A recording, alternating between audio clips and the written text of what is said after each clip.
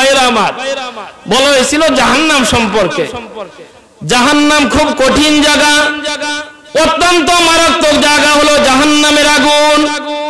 আপনাকে পিপাসার কারণে পিপাসা মিটাইবার জন্য পানি খুঁজবেন, আল্লাহ পানি দেন, আয় আল্লাহ পানি দেন।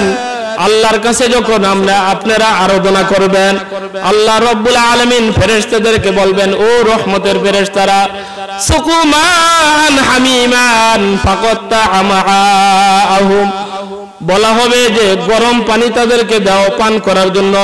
গরম পানি যখন দেওয়া হবে, কয় পেটের আতিজুরিগুলো সবগুলো ছিন্ন ভিন্ন হয়ে যাবে। নাউযুবিল্লাহ।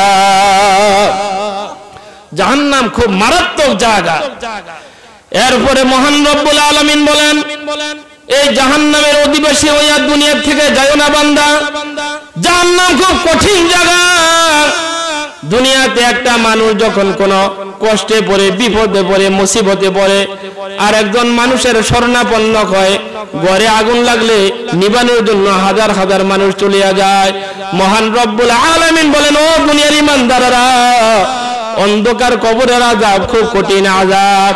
ফাবরিসুহু মিনান নার ওয়ালবিসুহু মিনান নার ওয়াফতাহু লাহু বাবাম মিনান নার। জাহান্নামের আগুন পরিধান করানো হবে, জাহান্নামের পোশাক পরিধান করানো হবে, জাহান্নামের আগুনের বিছানা কবরে বিছানো হবে। অনন্ত অসীম কালের জন্য জাহান্নামের দরজা খুলিয়ে দিয়া আপনাকে আযাব দিতে থাকবে। নাউযুবিল্লাহ।